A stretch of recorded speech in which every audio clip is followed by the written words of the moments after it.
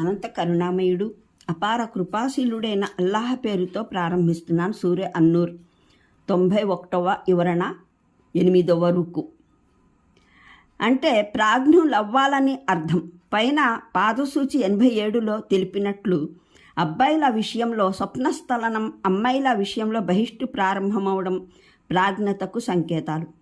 కానీ ఏ కారణం వల్లనైనా చాలా కాలం వరకు ఎవరైనా అమ్మాయిలు అబ్బాయిలు ఈ శారీరక పరివర్తనలకు లోనవ్వకపోతే అటువంటి వారి విషయంలో ధర్మశాస్త్రవేత్తల మధ్య భేదాభిప్రాయం ఉంది.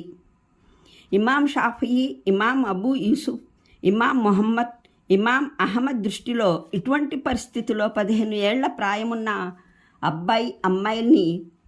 అబ్బాయిని అమ్మాయిని ప్రాజ్ఞులుగా భావించవలసి ఉంటుంది. ఇమాం ఆజం అబూ హనీఫా కూడా దీన్ని బలపరిచినట్లు ఒక ఉల్లేఖనం ఉంది.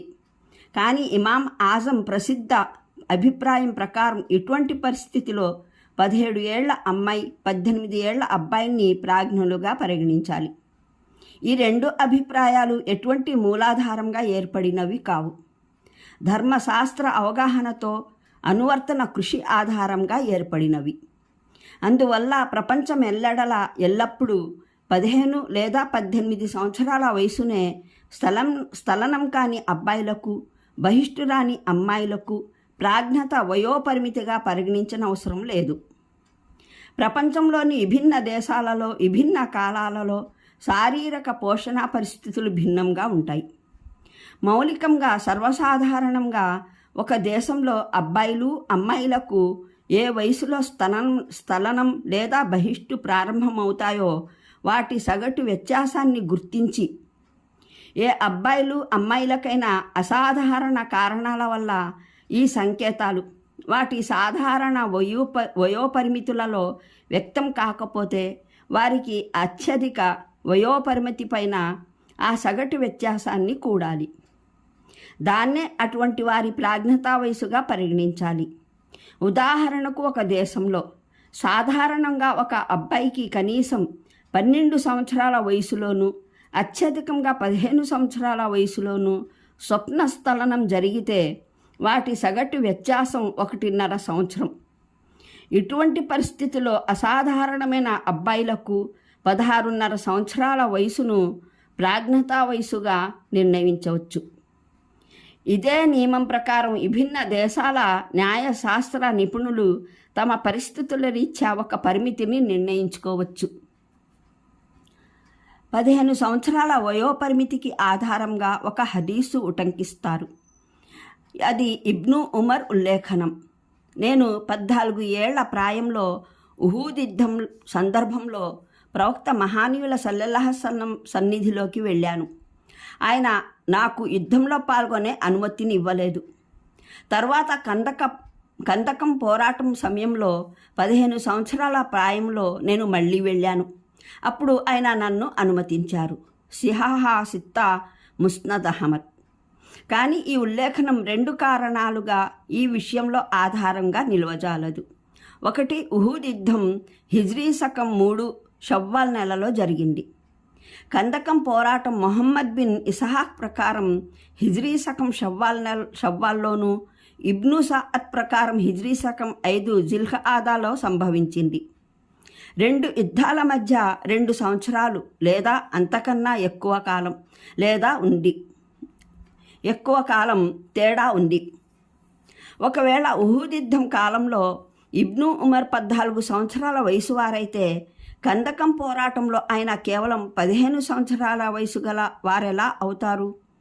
ఆయన 13 ఏళ్ళు 11 నెలల కాలానికి 14 సంవత్సరాలని, 15 ఏళ్ళు 11 నెలల కాలానికి 15 ఏళ్ళని అన్నారో ఏమో. రెండవ కారణం, యుద్ధం కోసం ప్రౌఢ వయసు అవసరం అవడం వేరు, సామాజిక వ్యవహారాలలో చట్టపరంగా ప్రాజ్ఞులవ్వడం వేరు. రెంటిలో తప్పనిసరి సంబంధం ఏదీ లేదు. ఒకదాన్ని మరొకదానికి ఆధారంగా చూపడానికి వీలు లేదు. అందువల్ల స్థలనం కాని అబ్బాయికి 15 సంవత్సరాల వయసుకు ప్రాజ్ఞత వయసుగా నిర్ణయించడం కేవలం ఒక అంచనా, అనువర్తన ప్రధానమైన ఆదేశం మాత్రమే. కానీ మన్సూస్ ఖురాన్ హదీసుల స్థిరమైన ఆధారాల రీత్యా మూలాధారాల ప్రధానంగా ఏర్పడిన ఆదేశం కాదు.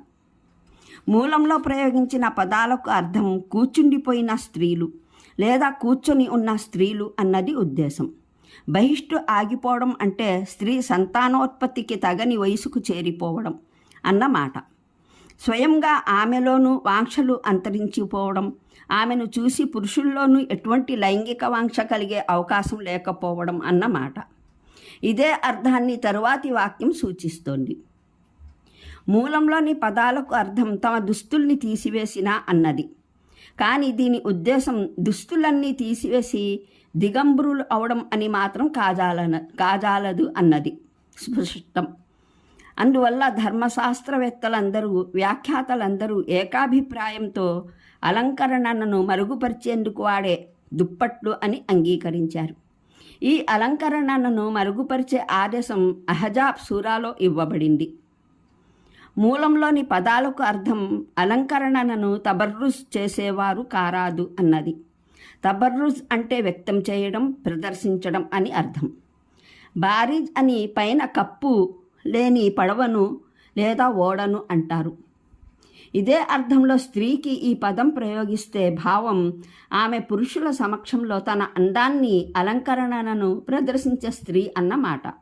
కనుక ఆయత్ భావం ఏమిటంటే దుప్పటి తీసివేసే ఈ అనుమతి ఏ స్త్రీలలో సింగారించుకొని తిరిగే ఆసక్తి మిగులలేదో, ఎవరి లైంగిక వాంఛలు అణగారిపోయాయో అటువంటి వృద్ధ స్త్రీలకు ఇవ్వబడుతుంది. కానీ ఒకవేళ అక్కడ ఏదైనా నిప్పు కణిక ఇంకా మిగిలి ఉంటే, అది అలంకరణ ప్రదర్శన రూపొందుతూ ఉంటే ఈ అనుమతి ద్వారా ప్రయోజనం పొందే అవకాశం వారికి లేదు. ఈ ఆయత్ని అర్థం చేసుకునేందుకు 3 విషయాలు అర్థం చేసుకోవడం అవసరం. ఒకటి, ఈ ఆయట్లో 2 భాగాలు ఉన్నాయి. మొదటి భాగం వ్యాధిగ్రస్తులు, కుంటివారు, గుడ్డివారు ఇంకా ఇలాంటి ఇతర అంగవైకల్యం గల వారిని గురించినది. రెండవది సాధారణ జనులకు సంబంధించినది.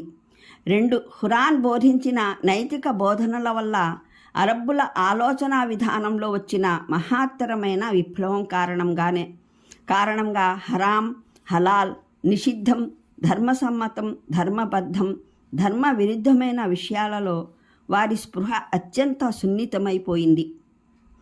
ఇబ్ను అబ్బాస్ ప్రకారం అల్లాహ్ వారిని వండొకరి సొమ్ము ధర్మవిరుద్ధమైన రీతుల్లో తినకండి అని ఆదేశించినప్పుడు జనులు వండొకరి ఇండ్లల్లో భోజనం చేసే విషయంలోనూ జాగ్రత్త వహించసాగారు. కడకు పూర్తి చట్టబద్ధమైన నిబంధనలకు అనుగుణంగా ఇంటి యజమాని ఆహ్వానించిన పెద్ద మనిషి అనుమతించినంత వరకు తమ బంధువు లేదా మిత్రుని ఇంట భోజనం చేయడం కూడా ధర్మబద్ధం కాదని భావించేవారు. 3, ఇక్కడ తమ ఇండ్లల్లో భోంచేయడానికి గురించి వచ్చిన ప్రస్తావన అనుమతినివ్వడానికి కాదు. తమ బంధువుల ఇళ్లల్లో, మిత్రుల ఇళ్లల్లో భోంచేయడం కూడా తమ ఇండ్లల్లో తినడం లాంటిదే అనే విషయాన్ని ప్రబుద్ధం చేయడానికి, లేకపోతే తమ ఇండ్లల్లో భోజనం చేయడానికి ఒకరి అనుమతి లభించే ప్రసక్తే లేదన్నది సుస్పష్టమైన విషయం. ఈ 3 విషయాలు అర్థం చేసుకున్న తర్వాత ఆయత్ అర్థం విసిద్ధమైపోతుంది. అంగవికలురైన వారి విషయానికి వస్తే వారు తమ ఆకలిని తీర్చుకునేందుకు ప్రతి ఇంట, ప్రతి చోట భోజనం చేయగలరు. వారి అసక్తత స్వయంగా సమాజం మొత్తం పైన వారి హక్కును నిర్ధారిస్తుంది. అందువల్ల వారికి భోజనం ఎక్కడ లభించినా అది వారికి ధర్మబద్ధమే. సాధారణ మనుషుల విషయానికి వస్తే వారికి తమ ఇళ్ళైనా, ఇక్కడ ప్రస్తావించిన వారి ఇళ్ళైనా సమానమే. ఇక్కడ ప్రస్తావించిన వారి ఇళ్లల్లో ఇంటి పెద్ద అనుమతి లభిస్తే కానీ తినాలి, లేకపోతే ద్రోహమైపోతుంది అనేటటువంటి నియమాలు అవసరమే లేదు. మనిషి వీరిలో ఎవరి ఇంటికి వెళ్ళినా అక్కడ ఇంటి యజమాని లేకపోతే అతని భార్యా పిల్లలు ఏదైనా తినుబండారం పెడితే నిర్మోహమాటంగా భోంచేయవచ్చు.